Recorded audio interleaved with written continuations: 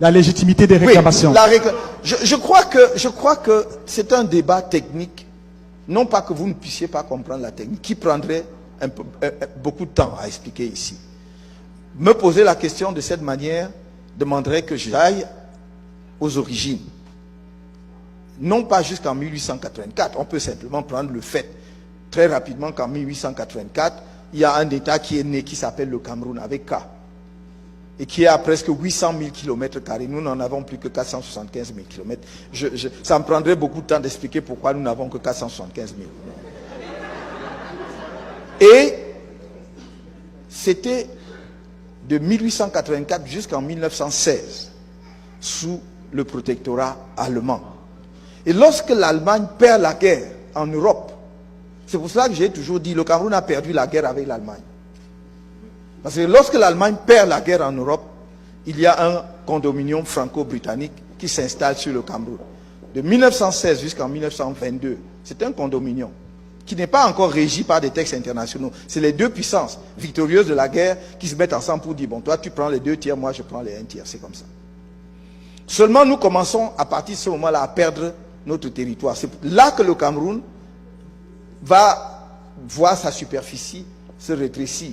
Parce que le premier réflexe des puissances coloniales, en particulier de la France, c'est d'enlever du Cameroun, d'amputer le Cameroun de toutes les concessions territoriales faites en Allemagne en 1911, lors du coup d'Agadir en Afrique du Nord. C'est pour cela que vous voyez que le Cameroun était vraiment comme une femme bien enceinte. Voilà. Mais on a diminué la longueur. Donc c'était des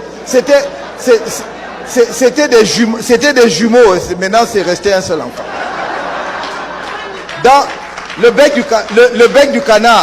bec du canard allait jusqu'au Logon, jusqu'au Chari, pardon, jusqu'au Chari. On l'a ramené au Logon. Le nord du Gabon était au Cameroun. Et une partie du Congo-Brazzaville était au Cameroun. Donc tout le ventre de la Centrafrique était au Cameroun. Donc voilà comment nous perdons donc ces concessions territoriales. Et à partir de là, les deux parties du territoire évoluent séparément, mais sous le même régime international. Le mandat de 1922 à 1945, puis la tutelle de 1945 à 1960. Et en 1960, le Cameroun francophone, comme on dit le Cameroun oriental, accède à l'indépendance le 1er janvier, mais sans la partie anglophone. Parce que dès lors qu'il y avait 2 puissances administrantes, chacune de ces puissances avait l'obligation internationale, parce que nous n'avons jamais été une colonie, je tiens à le souligner de 1000 traits, avait l'obligation devant les Nations Unies de conduire le territoire sous tutelle à l'émancipation totale, c'est-à-dire à la souveraineté internationale.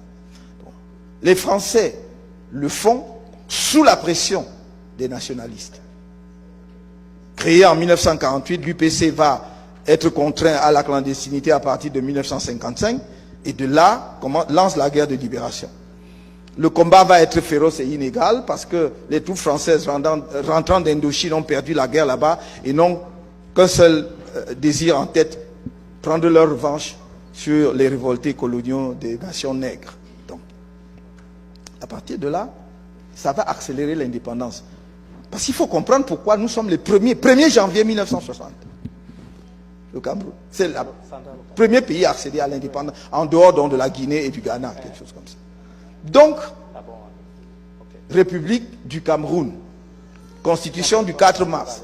Et puis, la partie anglophone va faire, il va y avoir 2 référendums, ou 2 référendums comme vous voulez. On fait en quelque sorte un premier test. On voit que, en réalité, la partie septentrionale, comme la partie, ce qu'on appelait le Northern Cameroon, le Southern Cameroon, sont prêts à rejoindre le Cameroun. On refait le référendum. Et la partie septentrionale va voter pour le rattachement au Nigeria, et la partie sud va voter pour le rattachement au Cameroun. Je rappelle la question qui est posée en 1961.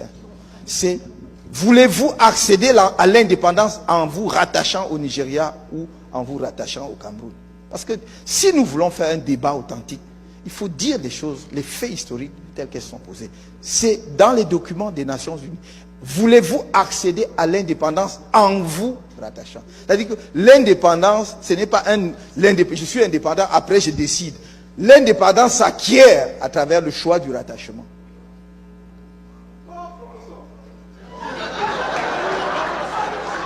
Oui. Et donc, le Southern Cameroon, sous d'ailleurs la conduite du KNDP,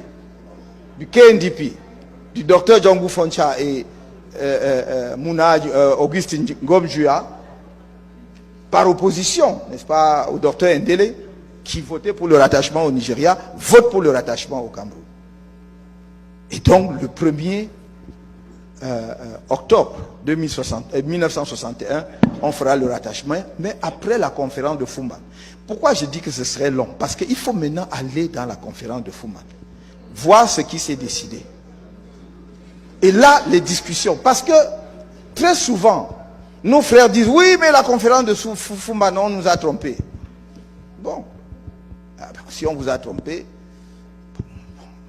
bon, c'est la faute du trompeur, mais c'est votre faute aussi d'avoir été trompé. Ah oui. Donc, à la conférence de Fumban, en fait, le problème, c'est quoi? C'est qu'il y avait eu plusieurs conférences avant. Bouéa, Bamenda, je crois même Yaoundé, si je me trompe. Et donc, la conférence de Fumban, contrairement à ce que les gens pensent, n'était pas l'unique conférence. Et là où nos frères anglophones ont raison sur un point, c'était qu'il fallait leur donner le projet de constitution avant, pour qu'ils travaillent dessus avant de se rendre à la conférence de Fumban.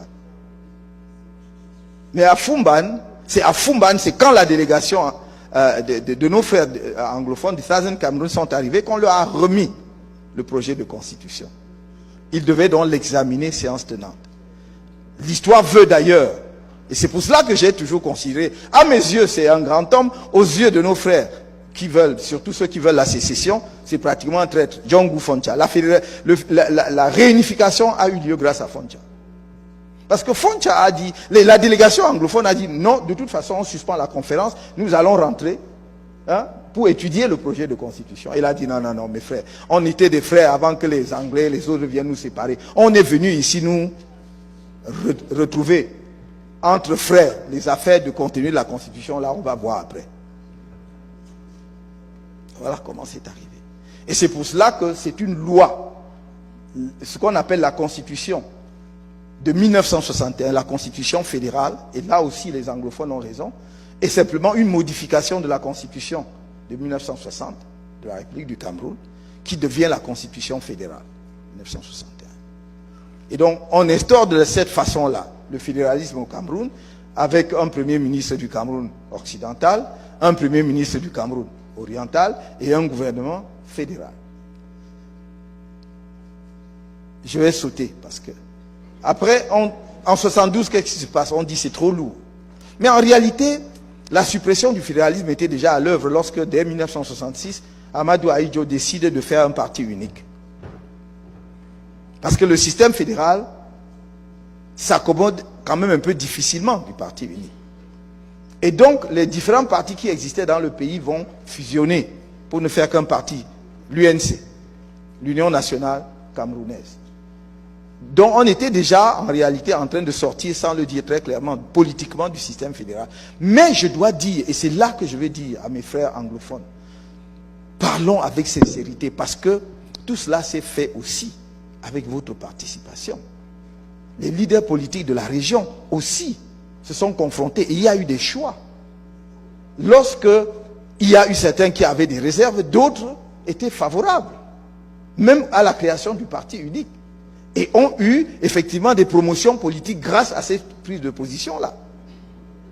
Et en 1972, quand on dit on va faire l'État unitaire, Ahidjo était très malin, très intelligent, ou ses conseillers, j'en sais strictement rien.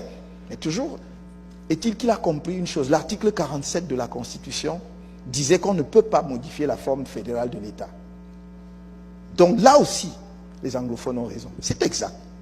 Mais qu'est-ce qu'il a fait? Il n'est pas passé par l'Assemblée. Il a fait le référendum. Or, le référendum veut dire que tu retournes devant le souverain. Le souverain peut changer son avis. Il avait dit qu'on ne touchera jamais à la forme de l'État. Maintenant, il dit qu'on peut toucher. C'est ça. Voilà tout.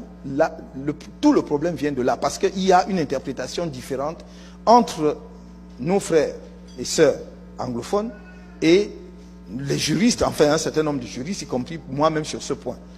Vous dites que le peuple est souverain, c'est pas ça? Donc le peuple est souverain et il utilise sa souveraineté quand il veut, comme il veut.